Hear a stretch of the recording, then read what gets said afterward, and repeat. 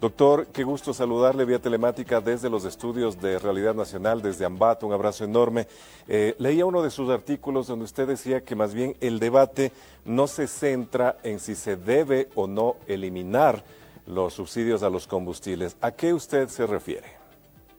Bueno, nos interesa más el cómo. El debate de no eliminarlo creo que ya terminó. La única razón, algo razonable que he oído de por qué deberíamos mantener, tendrá que ver algo con la inflación, de que la vida se vuelve muy cara, de que el costo de producción petrolero es a nivel nacional no se ajusta al internacional, por lo tanto los precios que tenemos son muy bajos en relación al petróleo WTI. Y por eso no debíamos eliminarlos.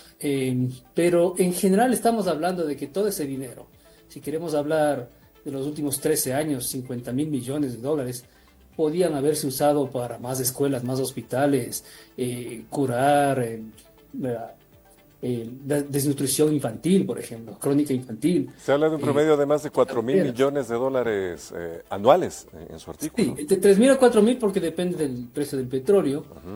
Entonces, por eso esas cifras siempre difieren. En este caso particular, si hablamos del Extra y el Ecopaís, están hablando de 600 millones. De esos 600 querrán compensar unos 100 millones a taxistas y a otros transportistas, ¿no? Entonces la pregunta se la planteo, ¿cómo se debería eliminar? Y de la manera más didáctica posible, doctor, para nuestro público, Claro. respóndanos. Claro, hay dos, en la experiencia internacional hay dos razones, ¿no? Una tiene que ver con la tecnología, usar la tecnología para focalizar.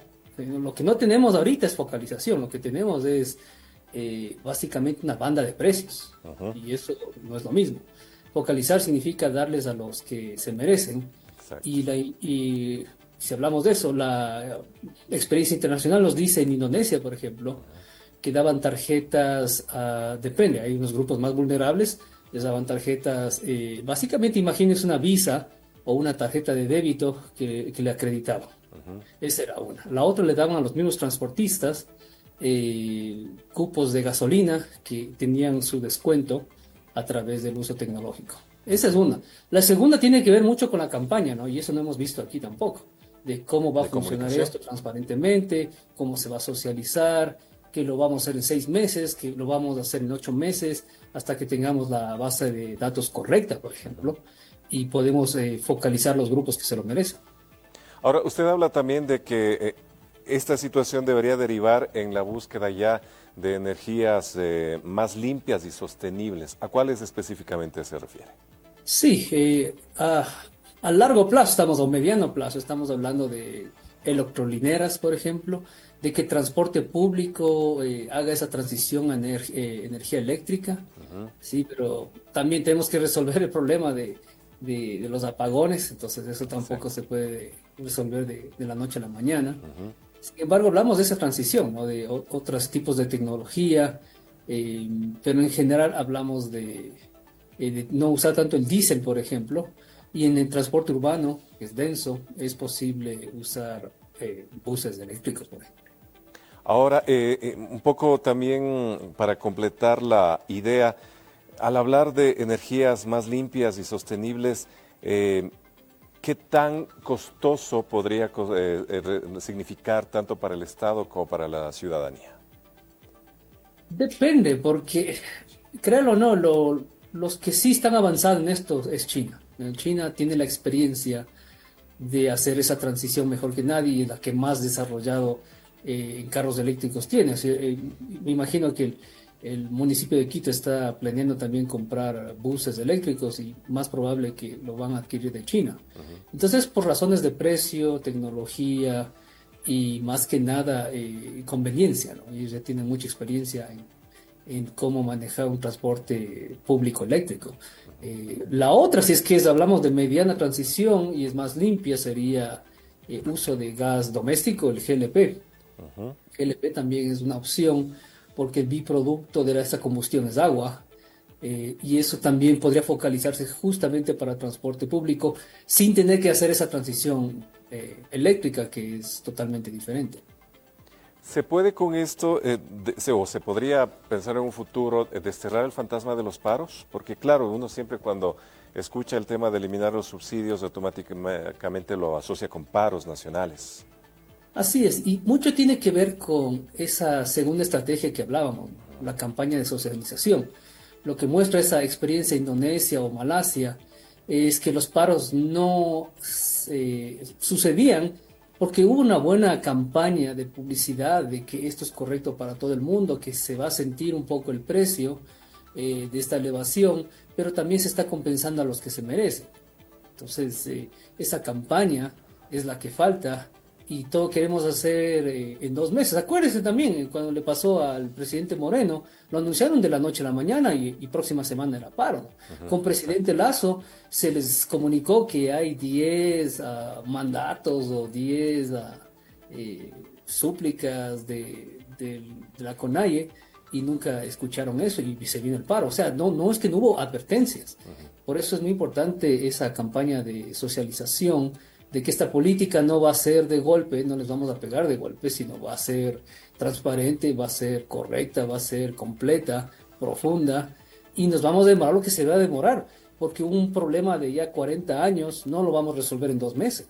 Por supuesto. Ahora, doctor, en base a su experiencia en este tipo de procesos y como experto en temas de economía pública y sectores estratégicos, ¿cómo se podría evitar lo que va de la mano con la corrupción en un país corrupto? Hay que decirlo así. Por ejemplo, cuando usted habla de una suerte de tarjeta de crédito que se daría a quienes más lo merezcan para focalizar el tema de los subsidios de los combustibles, para que no reciban quienes no se merecen. Hemos visto casos, los carnés de discapacidad, que lo usaban a diestra y siniestra personas que realmente no lo necesitaban, por mencionar una cosa. Vemos como muchas veces hay que estar depurando el tema de los listados del registro social para ver quiénes mismos deben recibir los bonos, por dar nada más 2 ejemplos.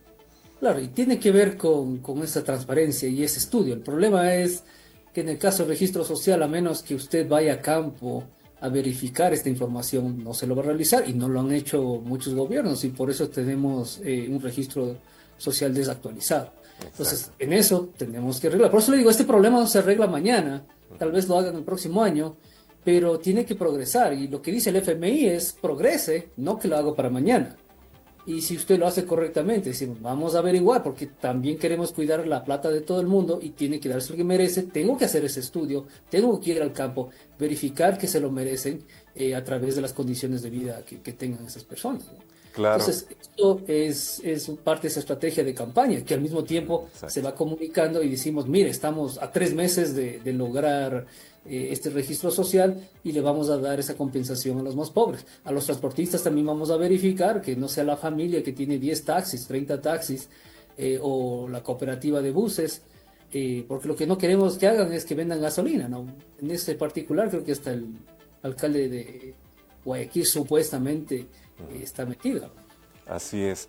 En todo caso, ¿lo ve usted en un panorama próximo, tal vez del próximo año, como lo decía? Porque, claro, el tema de los subsidios representa un gasto significativo para el Estado.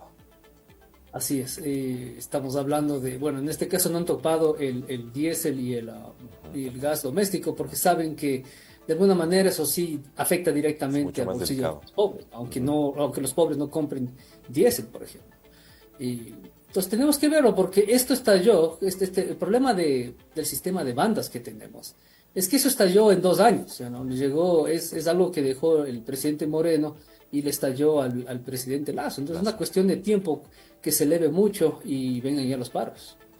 Doctor, yo quiero agradecerle por su tiempo y obviamente le quiero invitar siempre al diálogo de este y otros temas que, claro, tienen que ver con la posibilidad de mejores condiciones económicas que también van de la mano con lo político de este país y qué mejor con su experticia.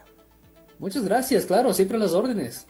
Un abrazo desde Ambato, muchísimas gracias también. Felicidades, éxitos. El doctor Pocho Unlí, docente del IAEN, docente de la Escuela de Economía Pública y Sectores Estratégicos, ha estado con nosotros aquí en Realidad Nacional vía telemática. El tema, como ustedes lo han escuchado, los subsidios o la